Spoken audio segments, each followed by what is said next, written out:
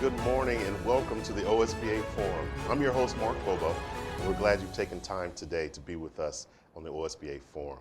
As always, the forum comes to you with up-to-date information and dialogue around pressing issues in public education.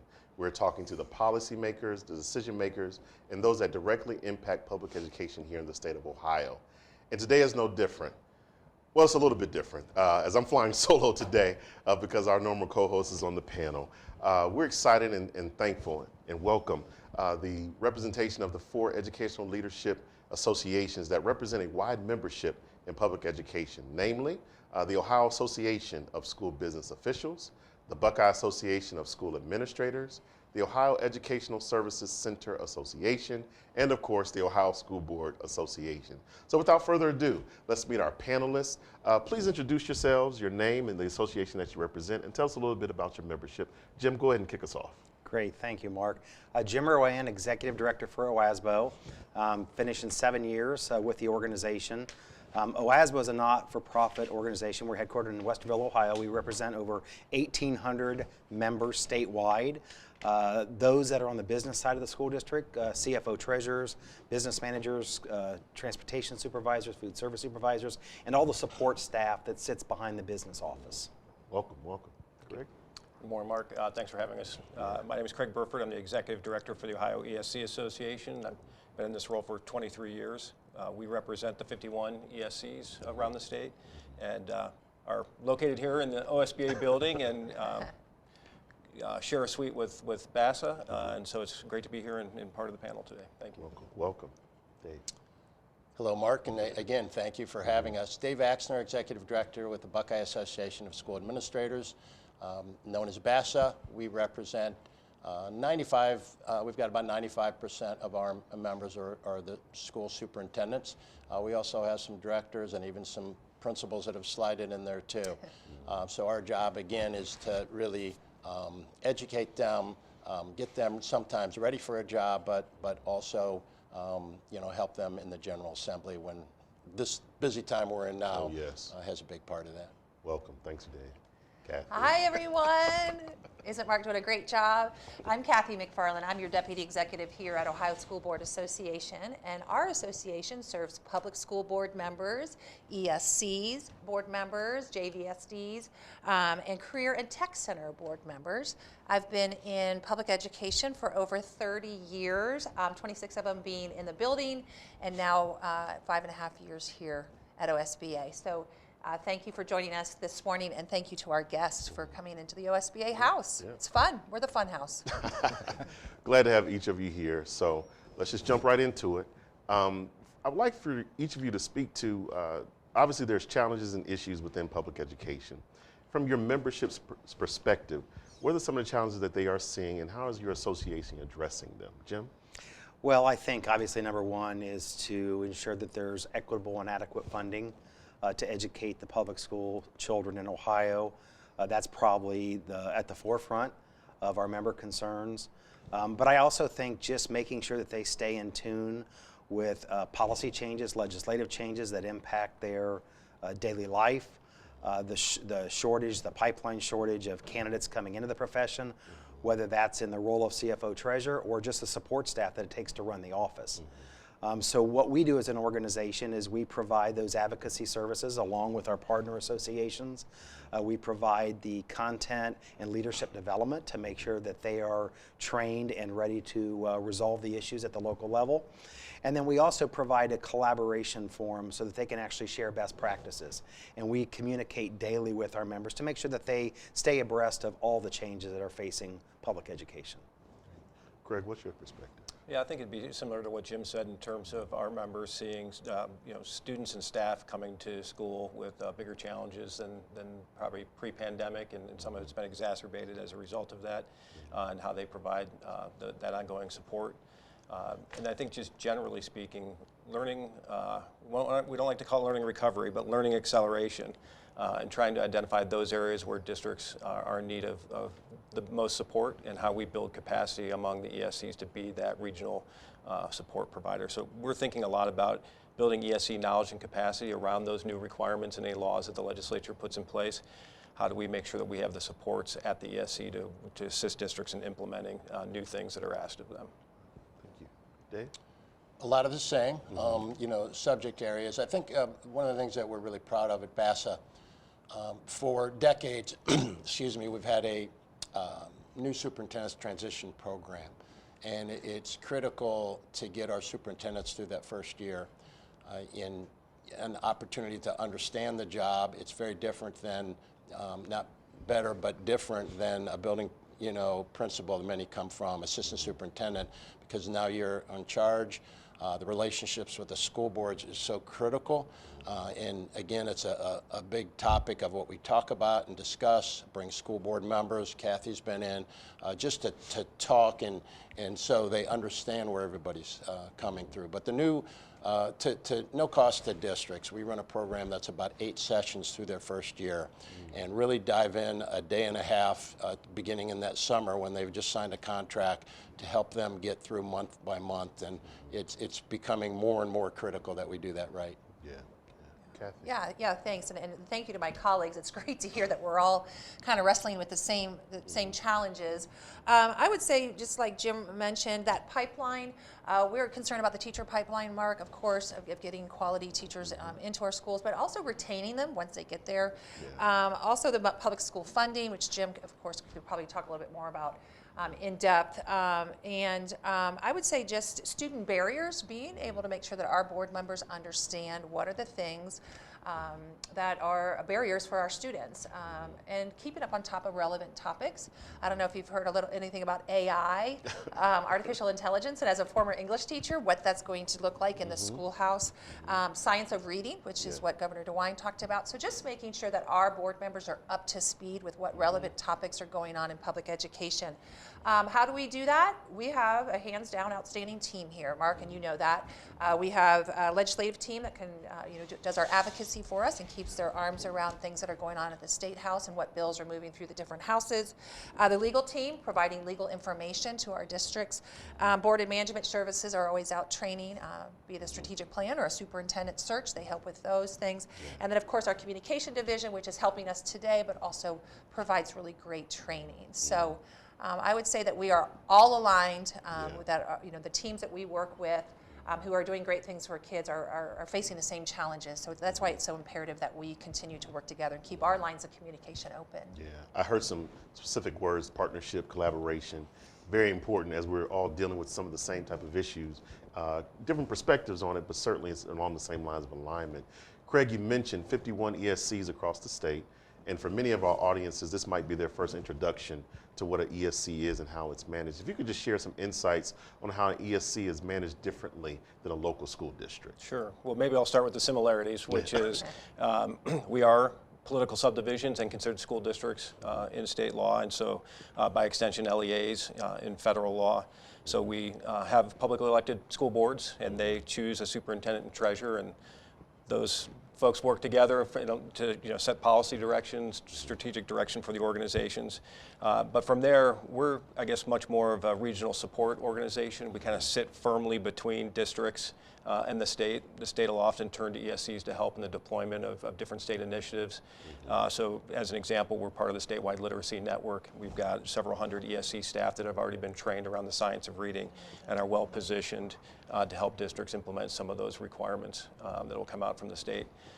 On the flip side, from the district side up, the 51 ESCs look very different. We'll have our smallest ESCs in Putnam and Preble County that look different and provide different services, where districts probably rely more on some of the day-to-day special ed related services and staffing supports than an ESC of Northeast Ohio or ESC of Central Ohio that are much bigger and are serving larger districts who have a lot of capacity and may rely more on ESCs for consulting services and instructional coaching and those types of things.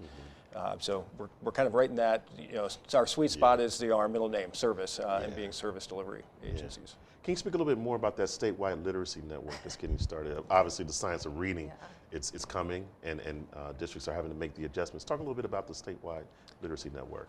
Sure. So we've been fortunate, and this is one of the things maybe we'll touch on a little bit later, that the department has recognize the role of ESCs in being that regional deployment arm, along with the 16 state support teams. And Melissa Weber, Mayer, and her team at the department created the statewide literacy network a few years ago, well in advance of this new initiative.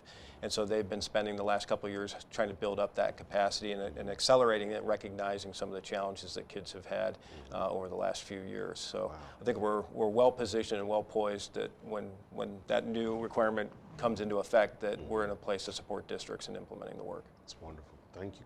So, Jim, in thinking about, you had shared how your association represents school business officials and the business and finance side of the district. What we've noticed here in the last few years is a lot more districts are going away from the treasurer and looking to employ a CFO. If you could talk to us a little bit about how that connotation kind of changes the role and responsibility, and just a little bit about that history of that. Absolutely, Mark. Yeah. It's been an interesting transition. I remember being back in high school, never heard of school treasurer. It's because they were clerks back then. You know, up until 1978, the position was clerk, and in 1978 they changed the position to clerk treasurer, and then ultimately to treasurer.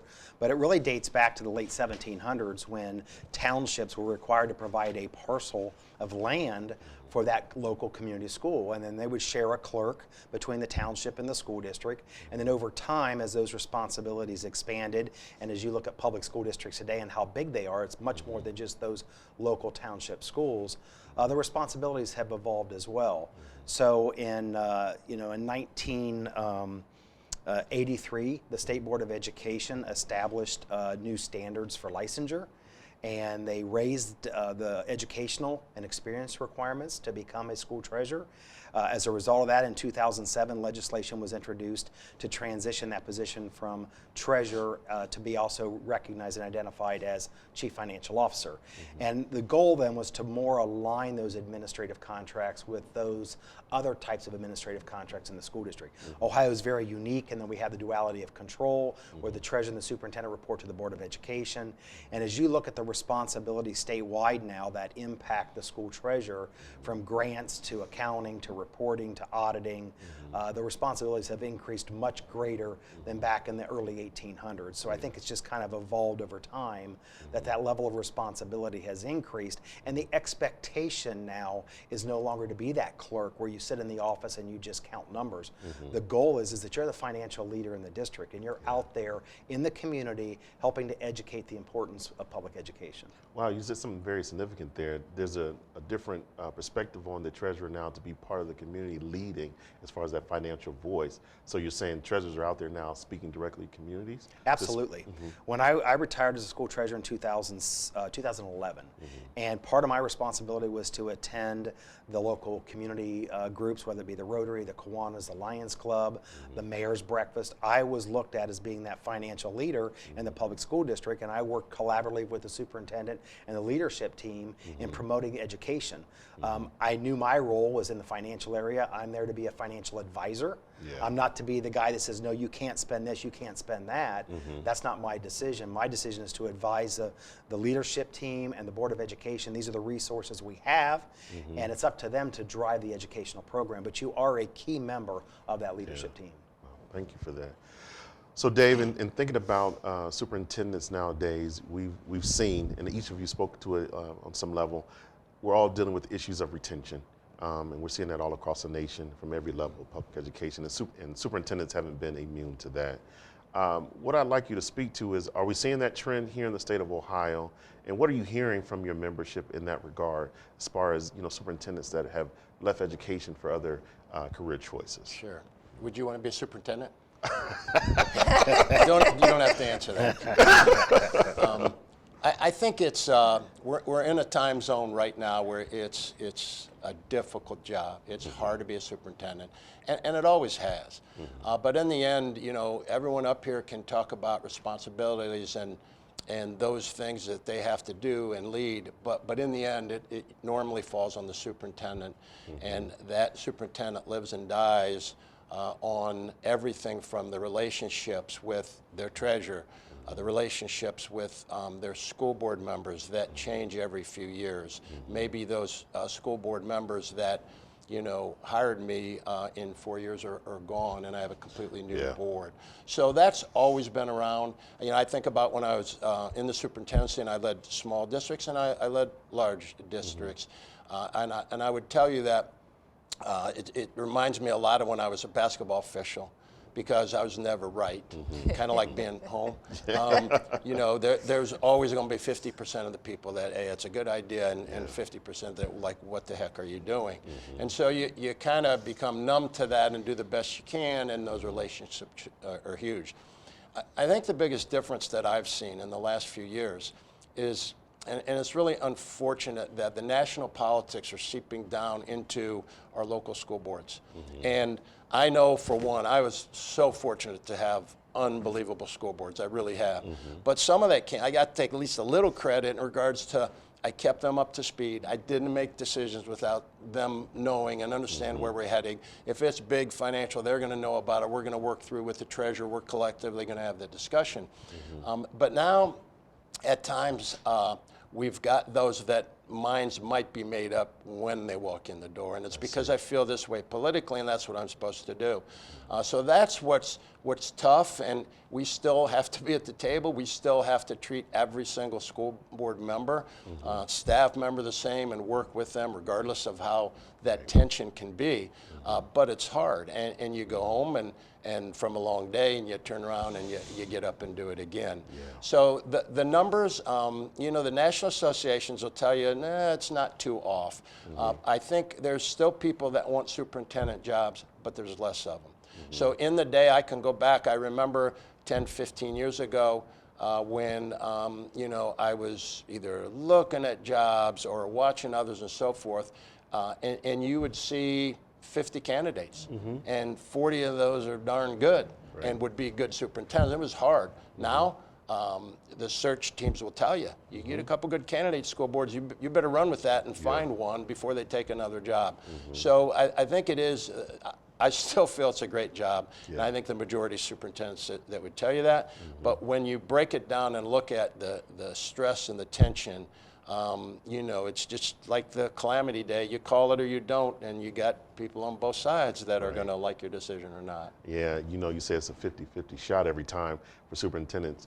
They love you when you use the calamity day, but if you don't use it appropriately, it's something else. What are you hearing from the superintendents as far as how they are taking care of their mental health and their wellness in the midst of the realities of our times? Yeah. Well, you look around Ohio, that hasn't been perfect. We've lost some incredible and talented superintendents because of the politics. And so it does work on you.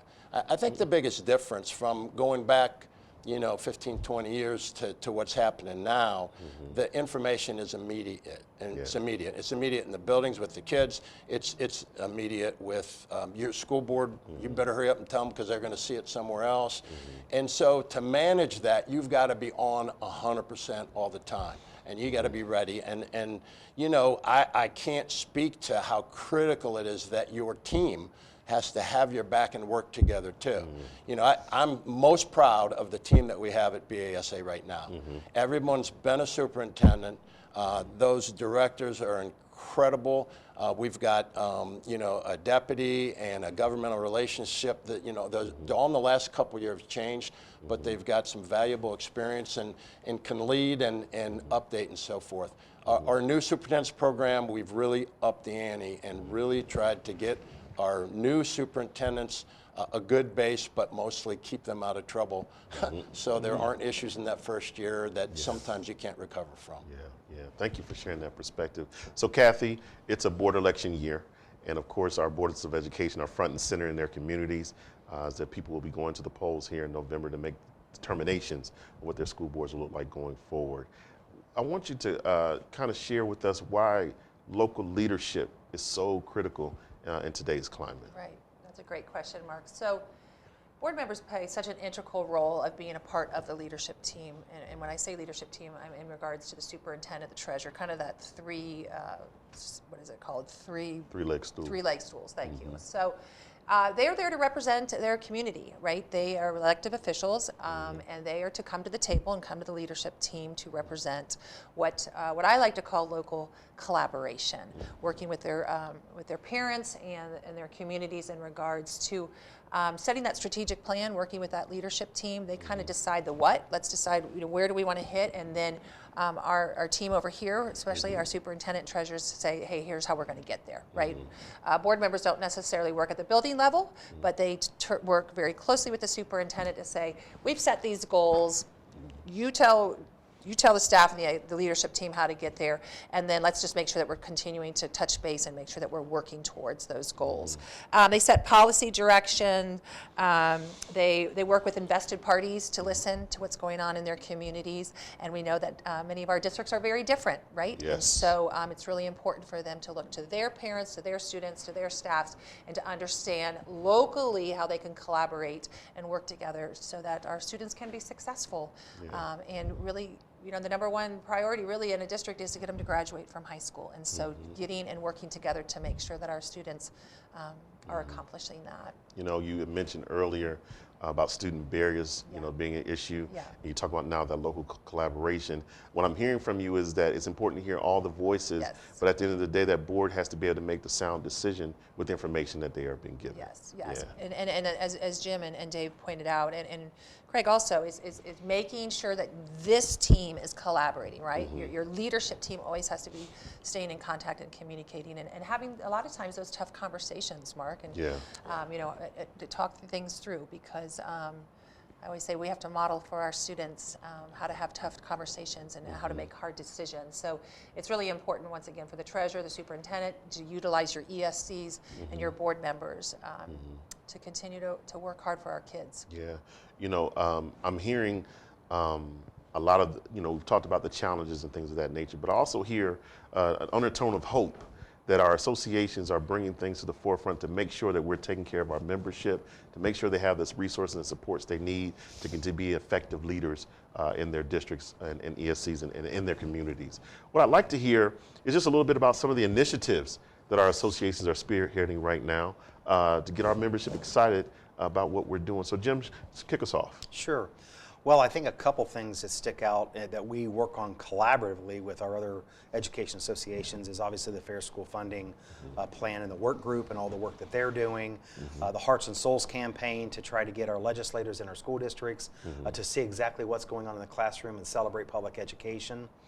A couple specific things that we're doing at OASBO is we, in 2018, it was just updated in 2022, we brought a number of our members together from our Education Finance Committee and our Department of Education Advisory Committee, and we updated our cash balance white paper. And that white paper is to provide best practice guidance in how to manage cash management. There's a lot of one-time money that comes into schools. You have a lot of reservations that need to be set aside, whether you're self-insured, workers' comp, self-insured health care, retirement plans. There's a lot of reasons you want to reserve money. Capital reserves, to fund a roof in the future. So the idea of this white paper was basically to provide best practice guidance for districts to be able to communicate with their community. These are the resources we have. This is how we're allocating those reserves. A good best practice is to have at least 90 days of operating cash on hand so that if something happens, you have a cash flow shortage, you can at least manage to pay the bills until it comes in. And I think finally the most proud thing that we're working on, I spoke to this earlier with regards to our pipeline, is that we have a CFO Treasurer Licensure Pathway Program. It's a curricular-based pathway program that allows individuals to come through and take a series of courses to get licensed as a school treasurer. Now, they have to still meet the educational requirements as outlined by the Department of Education, but instead of doing the 300-hour internship, which can be very difficult for someone in the private sector working a full-time job, they can actually come through a boot camp, or they can take these courses on demand, and it's content driven based on the duties and responsibilities associated with the treasurer. And so when they complete those 6 courses, then they take an assessment, and then they have to give a 5-year forecast capstone presentation to a peer group, and then we'll either pass them or fail them, or they get 2 opportunities to kind of come through the program. And we've graduated over 45 candidates now out of this program, and we're seeing a lot of individuals coming out of the classroom. We're seeing superintendents come through our program, athletic directors, EMIS coordinators, a lot of individuals in the private sector. So we're working collaboratively not only in-house but also with the Department of Education on updating the educational requirements, not to necessarily reduce the level of responsibilities to get into the profession, but are there different types of courses that individuals can take to become a school treasurer? Instead of taking 9 accounting hours, what if I had finance or business or statistics or economics? So we're trying to remove some of those barriers to get those individuals into the association. And that aligns directly with the expansion of CFOs and the responsibilities that are dictated to that you have to look at the training just a little bit differently and honor even some other type of credits that could be afforded for that type of training. Absolutely. And once they get into the program, kind of like what Dave was talking about earlier, then once they graduate and they're placed in a district, then we actually provide a one-year mentoring program where we align them with a veteran CFO treasurer, and we provide the support to make them successful as that treasurer. And let me ask that, the white paper you mentioned previously, Yes. is that something available on your website to your membership? It is available online for our membership. That is Wow, correct. That's great, that's great. Craig, what things are happening at the ESC Association? So it's pretty exciting that I think in the last couple of years, we finally are seeing the ESC network come back together and work as a statewide network. I think some of the legislative changes that allowed districts to choose their ESC every 2 years created competition and maybe a little bit of distrust between it amongst our members. And what we saw come out of the pandemic was a need for people to come together and figure out how to work more collaboratively, leverage strengths across the network. Recognition that we can't be all things to all people, but together we can fill some of those gaps and be stronger and better for it. So we have 6 different initiatives that we're doing on behalf of the department that 4 ESCs are kind of serving as the fiscal agents. But pre-pandemic, we had pitched an idea to the department of doing this collaborative co-design where we'd sit down with ODE staff, and when an idea was or a problem of practice was brought forward, ESCs would work collaboratively with the department to think through what that might look like and design the response together as opposed to it just being something pushed down from the state. And we were slow to get things started. When the pandemic hit and there was a need to do things more rapidly, it sort of started to take root a little bit. So what we are doing currently is we have a couple initiatives, one around high quality instructional materials. So we've got a couple of cohorts of ESCs that are working with school districts on how to identify and select high quality instructional materials around English language arts. Mid next year, they'll focus in on math. We've got an initiative around alternative math pathways to meet the Algebra 2 requirements, so training up educators around the state around those 3 different alternative pathways to meet that. Building capacity, what we call regional data leads. So how do you take all that information, report card data, help interpret that, sit with educators to use that to help inform instruction. And then they're building off of some of that work to focus on issues around chronic absenteeism. So how do we identify what those issues are, what data points to there being a problem? And again, building capacity at the ESCs to go out and train districts on how to identify when there are challenges and address those early on and ensure that the appropriate interventions are being put in place. And then the last one, there are kind of 2 kind of parallel initiatives. One is something called the Ohio Professional Learning Directory, which I can just only think of as a search engine for professional development that we are going around and identifying ODE-created PD, ESCs, state support teams, universities, and public broadcasting, and the like, and reaching out to OLAC and next to the professional associations and nonprofits. So that there's one place that educators can go as opposed to just doing a broad general search to see what they can come up with and identify those things right away. And then parallel to that is something called the Ohio Learning Community, which is more of a shared space LMS that districts, if they don't have one or would like to have an environment that they can share information between it amongst their staff, they can create their own professional development, that space is there free for folks to use. That learning directory and the learning community, is there a launch date for those things? So they both launched in mid-January. Okay. So we're still very much in the infancy, and we're getting to that point now where we've really used these first 3 months as I'd sort of say a soft launch, if you will, to now start to gauge. Is it set up the right way? Is it easy to access? Does it have the content in it that you'd like to see there? And as I said, I think the next step is we've gone out and met with the different associations, but making sure that it's easy for folks to put things in and that it's not duplicative to other things that they're doing. The idea is to really point people in the direction of current professional development opportunities that are out there and make it more easily accessible. That could be a very powerful tool because unfortunately sometimes people just put in a Google search and try to get professional development that way. But if we have a dedicated resource and repository like that, I think it'd be very powerful for each of our memberships. OhioPLD.org. Ah, there it is. Wants to go check Looking it for out. the plug. Dave, what good things are happening? Sure. at Well, BASA? need to give Craig a plug. I'll tell you, during COVID, we were very fortunate the ESC stepped up and helped distribute, and PD-wise and what we needed to do, it was an easy way to reach all districts and do that regionally, and because they're different Yes. districts in Ohio obviously are very diverse. So job well done. Yeah, so I would just name a couple. First of all, what we've done in the last few years is really try to go back to our roots. There's different things happening, but to a degree, leadership is leadership and relationships and all those things. So BASA's been around for over 50 years. And so we went back and even if you walk in our office now, we've changed that up a little bit, and there's pictures on the wall, but it's the old guard. It's people who used to do these jobs. That's it. If you go in our conference room, we kind of stole from you guys a little bit. All our past presidents are there. I know I have an opportunity to talk to past executive directors. I just wrote them a letter. I admire them. They helped me get where I am today, and so we can't ever forget that. I think I guess the tone is what has got out of whack right now in regards to doing business. And so in the office, we've talked a lot about, we want to be part of the conversation. You can get mad, and just because, it's an R, or it's a D, or it's this or that, obviously we aren't a proponent for anything that's bad for schools and our students, but to a degree, we try to understand it, we try to get in a discussion, and it may end up that, instead of just jumping on and opposing it, that we become an interested party, and if we know it's coming, we want to at least be in that conversation and do maybe what would be, the least amount of harm and so forth.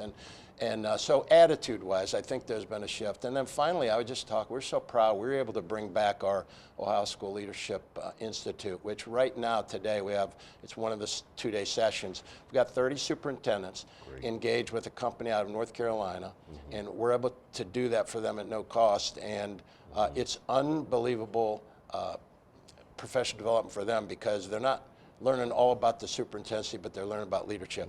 So they're learning how to work together. They're doing 360s on themselves from their district. They're in groups, and they come out of that. We've heard just people rave about the opportunity to be in. And we've now, BASA's probably run 2,000 or more superintendents through that. It's 30 at a time. It's a year long. They're day-and-a-half sessions, so you're out of your district. Your school board has to be on board to allow that. But almost everyone comes out of that, and they immediately have 29 other friends in the superintendency too, which really helps. Yeah, and that builds a camaraderie and a network that people can lean on. And as you said, leadership is leadership, and it's yet critical in these days. So it's good to hear that training is happening, and the continued development of leadership at the school level, really critical. So that's wonderful. Kathy, share some initiatives that OSBA is doing. Yes, but first of all, I do want to do a little shout out. BASA offers a women's in leadership training that Kathy Deemer, I believe, on your team oversees, and it's been fantastic. And I'm going to tell you, I've kind of slid in the back a couple times. And you're always welcome. So, but they have some really great things. That's the nice thing about living in the same house, is we can join each other's trainings. But Mark, our job is to listen to our membership, and we have over 700 districts that we support and members districts that we support, and they're all different, and they're very diverse. And so our job is we provide their resources, trainings, and services to them. One of the things we just kicked off this year is our strategic plan, which you're very familiar with, which we brought in board members and working with our staff to create what kind of our path is for the next 5 years with this strategic plan. The other thing is we have our Star Award program that if board members want to get a little bit more specific about their training, we have an awards program that they can work on, that Star Award, which is on our website. I'm just going to say the number one thing I think that we really are doing and continue to do, and today's a good example of that, is relationships. You have to have relationships. You have to have that support network. You have to have colleagues that you can call and say, hey, what are your ideas about this? How can you support our members? How can we support you? And I think today, like I said, is an indication of our continued effort to do that, is to work together. I'm looking forward to doing trainings together, to bringing, in that leadership team and having them have some time together. We are doing a lot of things. We're trying to listen to our consumers. Our consumers, being our members, are taking information. They want it quickly, they want it fast, and they want to move on. So we're doing things. Our communications department is doing a great job of creating these videos that are a few minutes long, but are real focused on a topic so that you can pull it up. It's timely, it's relevant, I can watch it, and then move on. And so we are really trying to listen to what our members need, and providing it in a way that is good for them and helps them in their leading of their district. Yeah, great. I think one thing we can all agree on is that we all benefit and believe and need an engaged membership. Each of us can attest to that our associations are driven by our membership. And I would be remiss as the membership engagement consultant for OSBA not to ask, what's the best way that your members can get more involved with your association? Jim, start us off. Well, absolutely, Mark. OASBO is a member-driven organization. We've been a member-driven organization since 1936. Our strength is in our members. There's a lot of ways to serve. We have 15 regional chapters and committees. We have a number of statewide committees. Our members can step up and be a part of a committee. They can lead a committee. They can be a part of a chapter. They can lead a chapter. They can be a mentor, a seminar director, a facilitator, an author. All kinds of ways to get involved. Yeah. We just had our annual conference last week, and we stressed and recognized all those volunteers that step up and really make OASBO what it is today. And our goal is to try to get as many members involved as possible. There's not such a thing that, well, we've already reached a quota, you can't get involved. We'll find a place. If you want to be involved with OASBO, there's a place at the table. Wonderful. And your website? OASBO-ohio.org. Awesome. Thank you. Craig, how can members get involved with the ESC? Yeah, so very similar to Jim in that we have a number of standing committees that our members can be part of. We also, again, with the growth and some of the work we're doing, we've gone from being a staff of 1.5 for my first 21 years to now having 3 full-time staff and 5 what we call regional coordinators. And those regional coordinators are kind of supposed to be holding regular meetings out with the ESCs, being that conduit for information coming from the state so that they know what's going on, the latest things they should be aware of, but also getting feedback from the field back up to the department so that they're aware of what the challenges are and improve that communication. So attending any of those regional meetings as we start to get those rolling, which may be the end of this year or not till the start of next school year. But we also have bi-weekly meetings for the superintendents. That was something we've put in place over the course of the last few years and have sustained that. Monthly roundtables for our treasurers. And then we've got a BASA ESC committee where we try and bring the ESC superintendents together with school district folks to talk about common issues and all kinds of opportunities that, again, we welcome all comers, and while we have minimum membership levels that we want on our committees, we never turn anyone away. Awesome. And if they want to get more information, what's the website? It's www.oesca.org. Awesome. Dave? So first I would say that if any superintendent wasn't a member and they called, they're still going to get service. They're going to get help with their contract. They're going to get help with what they need. But it's very clear that the involved superintendents and those that take it seriously as their PD and attend things and learn from the colleagues is huge. So driving in this morning, got a call from someone who just got a new superintendency just a month ago and said, how can I get more involved? And I talked to him about committees, and just for example, Kathy mentioned the women's leadership. We have a women's leadership committee, and that conference itself has grown from about 75 to 100 to I think we had 540 this year. Wow. So across the board, I always tell superintendents to get involved in committees that you don't understand. If you need help in school finance, you don't quite get it. People, I don't want to be on that committee. You need to be. Just you don't have to say anything, just listen. So a lot of different ways, not just with our conference, but that. I'll go downstairs and there'll be 2 or 3 calls and just questions and so forth of people getting them through the year.